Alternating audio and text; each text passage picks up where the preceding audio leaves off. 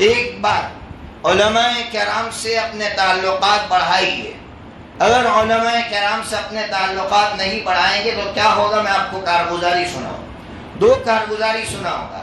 پہلی کارگزاری باندرا کی سنا رہا ہوں۔ ابھی بمبئی گیا تھا تو باندرا میں شکیل بن حنیف کے ایک متبع کا، ایک ماننے والے کا انتقال ہو گیا۔ تو مجھے کسی نے کہا کہ اس کی بیوی شکیل سے بیعت ہے، اس کی والدہ شکیل سے بیعت ہے، اس کے گھر کی بہت ساری عورتیں بیعت ہے، وہ سب یہاں، ہم چاہتے ہیں کہ ان کو جمع کریں۔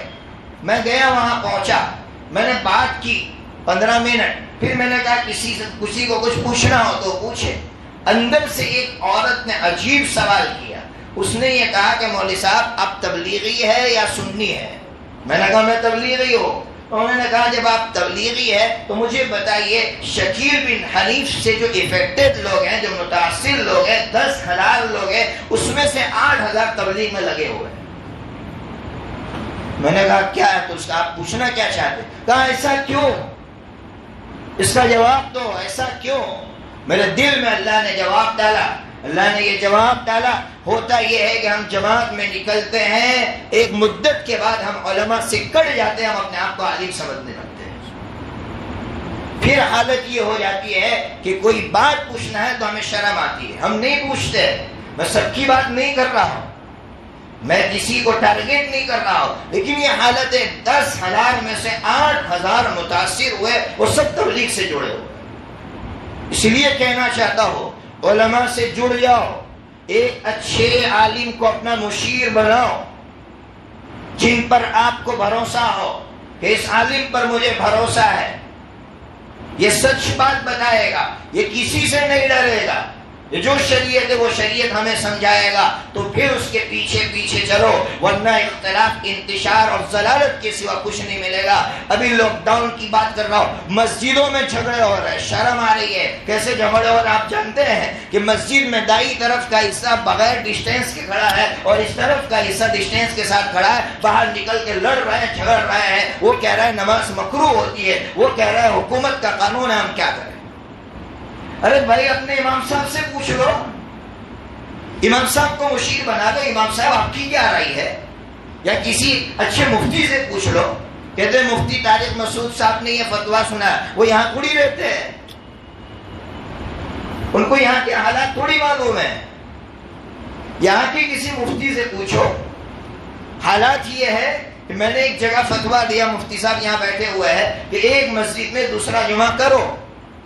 اتنا اختلاف ہوا، مجھ سے کہا کہ آپ نے کیسے فتویٰ دیا جبکہ حضرت مفتی کلیم صاحب نے منع کیا ہے؟ میں نے کہا حضرت مفتی کلیم صاحب ہمارے یہاں کے حالات سے واقف نہیں ہے، اگر یہاں دوسرا جمعہ نہیں ہوگا تو مسلمانوں کی حالت یہ کہ وہ ظہر بھی نہیں پڑھتے ہیں۔ اس لیے ضرورت ہے مقامی عالم سے جڑ جاؤ، ورنہ بہت بڑا خطرہ محسوس ہو رہا ہے، ضلالت کے سوا کچھ نہیں ملے گا۔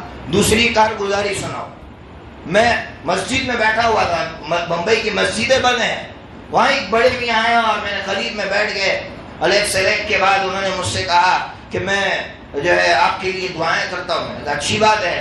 پھر مجھ سے کہا کہ بہت بڑے شخص ہے، میں چاہتا ہوں کہ آپ بھی ان سے ملاقات کریں، چونکہ میں نے بتایا کہ میں یہاں رہتا ہوں، تو اور پھر ان کی بہت تعریف کی کہ حضرت نبی پاک صلی اللہ تعالیٰ علیہ وسلم جو ہے ان سے ملنے کے لیے دن میں 2 مرتبہ تشریف لاتے ہیں، یہ وہ باتیں انہوں نے مجھ سے کی۔ یہ وہ شخص ہیں جو مسجد کی پہلی صف میں نماز پڑھتا ہے، میں یہ جو سنا رہا ہوں۔ میں نے پوچھا کہ وہ کون ہے، تو انہوں نے شوکت بھائی فاتی والا کا نام دیا مجھے۔ آپ سمجھ رہے ہیں، آپ کو شاید بات سمجھ میں نہیں آ رہی ہے، انہوں نے میرے سامنے شوکت بھائی فاتی والا کا نام دیا اور کہا کہ شوکت بھائی فاتی والا سے میں بھی بیعت ہوں اور آپ بھی یہ درود شریف پڑھیے۔ وہ مجھے درود شریف دے رہے تھے پڑھنے کے لیے۔ یہ حالت ہے، اگر علماء سے کٹ جائیں گے نا تو یہ حالت سننے کو بھی ملے گی اور دیکھنے کو بھی ملے گی۔ بہت رویا میں اس واقعے کے بعد کہ ایسے کتنے ہوں گے اس مسجد میں، جس مسجد کو لوگ بڑی مسجد مانتے ہیں، نیک لوگوں کی مسجد مانتے ہیں اور دینداروں کی مسجد مانتے ہیں، اس مسجد کی حالت یہ کہ امام کے قریب میں پہلی صف میں دائیں طرف کھڑے ہونے والا ایسے شخص سے بیعت ہے کہ جس کی گمراہی پر علماء کا اتفاق ہے۔ اس کی گمراہی پر علماء کا اتفاق ہے، کسے اتفاق نہیں ہے اس کی گمراہی پر؟ لیکن جڑنا پڑے گا۔ میں حضرت مفتی صاحب کی تعریف اور حضرت مفتی صاحب کے علوم کو بیان کرنے کے لیے نہیں آیا ہوں، اس لیے لوگ کہیں گے حضرت مفتی صاحب کی باتیں آپ نے بہت کم سنائی۔ مجھے جو سنانا ہے وہ یہ سنانا ہے، اب جو علماء آپ کے درمیان میں رہ گئے ان کی قدر کرو، اور ان کی قدر ہی یہی ہے کہ ان سے فائدہ اٹھاؤ۔